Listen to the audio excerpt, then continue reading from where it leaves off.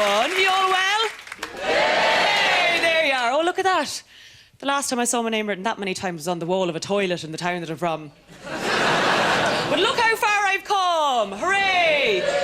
Which is also quite similar to something else that was written on the wall of the toilet.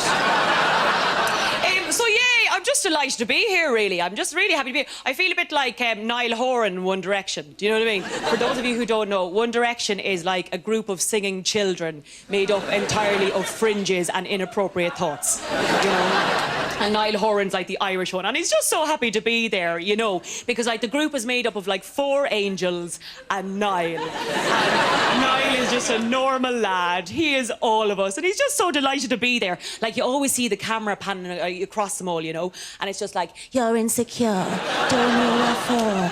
You're turning heads as you walk through the door. Yeah, there's Niall at the end, and he's just like not doing the same things as anyone else, just clicking away, winking away. Winking's like Irish heroin, you know, or we love that. Do you know what I mean? Everyone says, oh, Aisling, you know, you shouldn't be so hard on Niall, you know, because he's, you know, the one in the group. But you know that he is hoovering up the poonanny that the pretty ones don't want. Do you know what I mean? Just delighted to be here. I often have to go back, you know, to visit my mother in Ireland. And she thinks I live this crazy life in London where I, like, brush my teeth with cocaine and wipe my arse with money. Do you know what I mean? So she thinks that every time I go home to Ireland, she has to, like, remind me about death, you know. So I come in the door, I'm like, hey, Mammy, how are you? How is it? Great to be home. Well, you never believe who's dead. And you're like... Buzzkill, come on. And then what ensues is what I can only describe as a game of death guess who. Where I'm like, well, I don't know who's dead, Mammy. What's it? Does he have a mustache? No. Fine. Does he wear a hat? Not anymore. And so when I go home, I like to use my acting for bad. So I go in the door and I'm like, hey, Mammy, how's it going? How's everything been? Do you know what I mean? And she's like, well, you'll never believe who's dead. And at that stage, I just...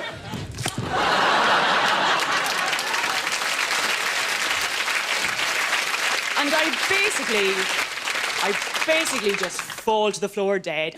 A great way to, like, teach children about death is with pets. You know, psychologically, it's a great way to teach children about death. So, you know, like, you buy your child a hamster, and then after 5 years, when it's attached to it, you break its neck. And then you go, right, now I'm going to teach you what's going to happen to Granny very soon. Do you know what I mean?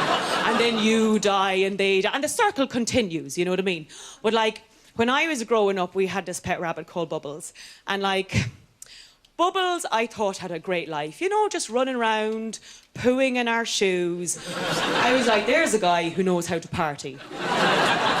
But, like, you never know what's going on inside someone's head, lads. And one night, Bubbles got at his hutch and he bit away at the wire in his hutch like this until it sort of came out in a long spear. And then he turned himself around and he reversed his arsehole onto that spear. And it punctured every single organ on the way up. They say he died of a broken heart in the end.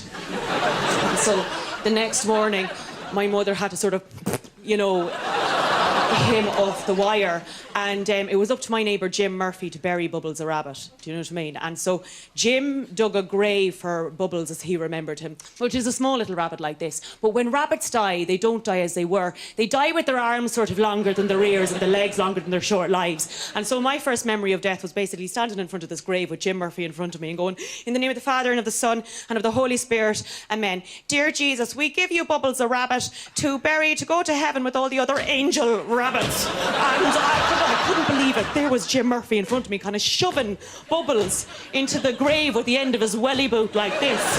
And still to this day, lads, whenever I have bad sex, I can't help but be reminded of Jim Murphy shoving that flaccid rabbit into a hole that was made for a live one. You know?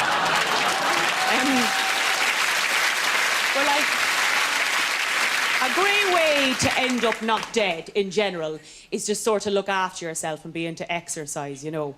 And, like, that's a great idea in theory. Like, they say that you should really go running for your sanity and stuff. But I would rather be as mad as a pair of cats fighting to get out of a sack than go for a run. Do you know what I mean? Which is actually, when I don't wear a sports bra, quite the same thing that it looks like a pair of cats trying to fight out the sack, you know. There is only one exception to that rule, and that is dancing. OMG, shit the bed, lads. I love me some dancing. I really do. And I know you're all looking at me going, no, Aisling, we all know what type of dancing you like. A diddly-idle do, a diddly-diddly-idle do. Hip-hop, actually. Hip-hop, you xenophobes. I love hip-hop. I really do, lads. Like, even now, you're listening to all this really good English coming out of my mouth, but inside my mind, I'm like, my palms are sweaty, knees are weak, arms are spaghetti. Like, always hip-hop. Do you know what I mean? Myself and my sister Sinead are mad into the hip-hop, and we go wiggity-wiggity-whack, you know, as soon as a new urban hip-hop street dance movie comes out. Do you know the type of film I'm talking about? It's like Romeo and Juliet, but with street dance. Do you know what I mean? The storyline's always like, he is from one form of dance. She is probably from another form of dance. She has a bit of a dead parent. He is a stripper, but really he wants to be a carpenter. Oh, you know. She teaches underprivileged kids how to do hip-hop at the local community centre. Oh, but wait, the community centre's going to close down. But wait now, there is a talent show with the exact same amount of prize money needed to fix a community centre. Hooray! Myself and Sinead are in that cinema and we are eating this for breakfast. We're like, oh my God, the odds are really stacked against him. I don't know if he's ever going to stop being such a stripper. We come out of that cinema and we're like, hey Sinead, how are we going to get home? The only way we know how, through hip-hop. Oh.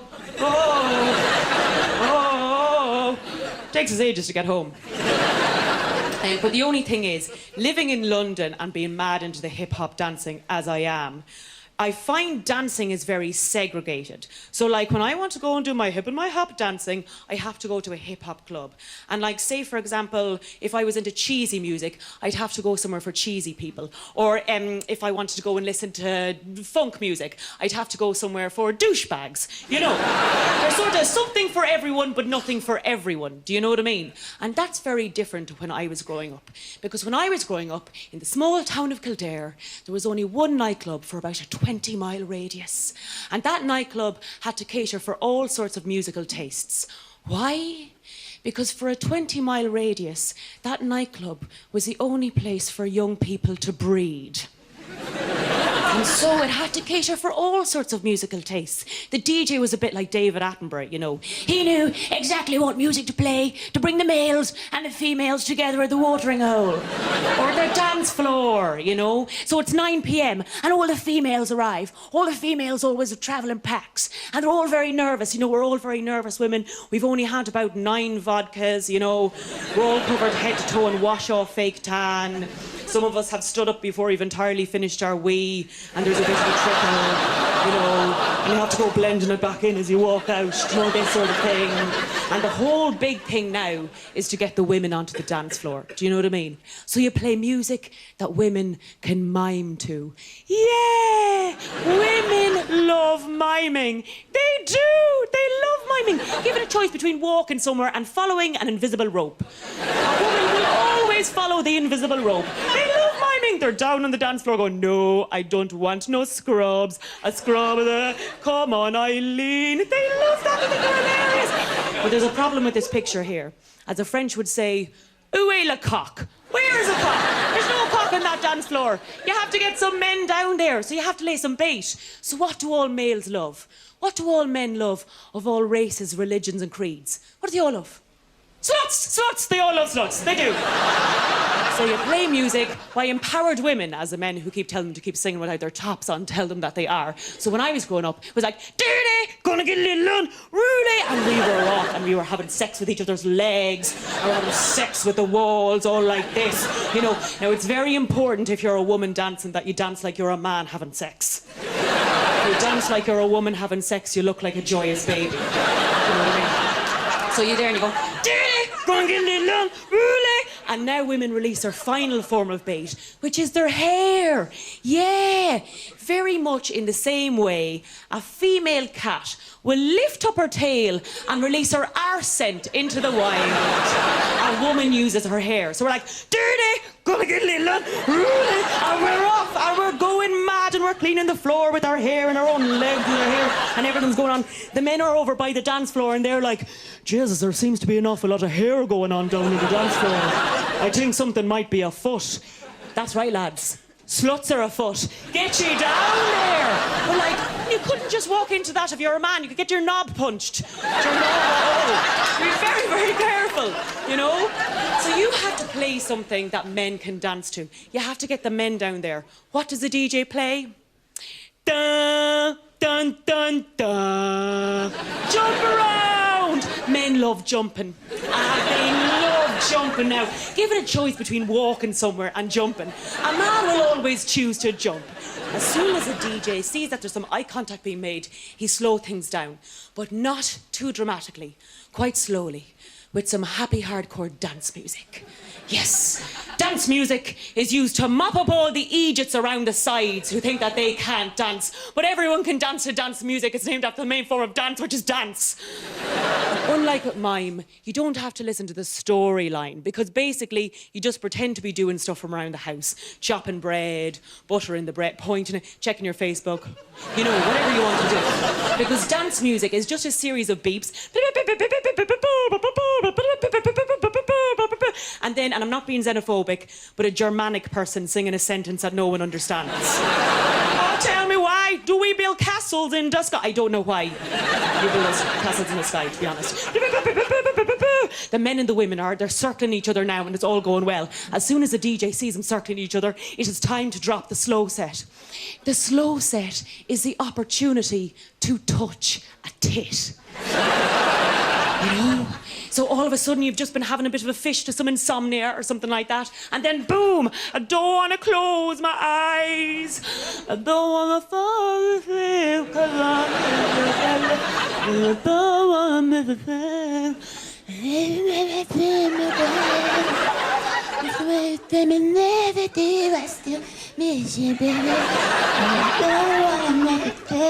Oh, no, fair enough. Yeah. She didn't go for it, she must be frigid. And then, as we know, the bouncer comes around and he says, here, lads, leave space for Jesus. Leave space for Jesus. But as we know, it's grand because after Lent, Jesus was quite a thin man. So you don't have to leave too much space, you know? And then we don't want the babies made here on the dance floor tonight. So it is time to wrap up the evening. How do you wrap up a disco? With the Irish National Anthem!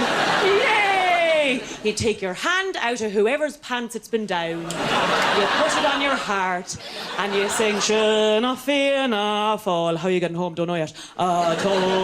That's actually not from Lord of the Rings. It's a real language recognised by the EU. So who's a xenophobe now?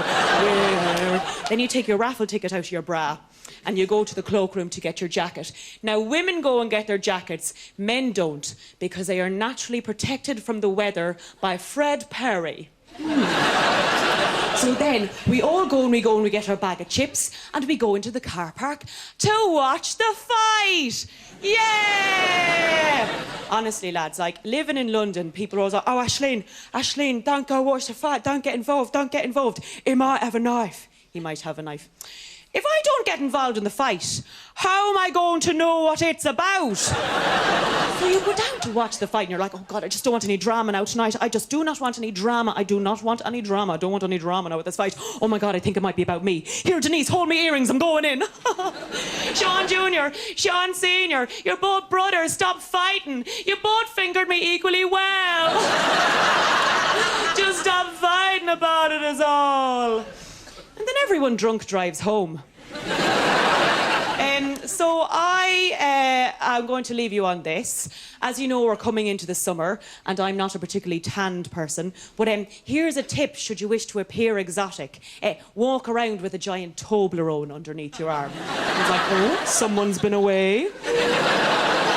Lads, you've been lovely. I've been well and bleh. Have a lovely evening. Bye-bye.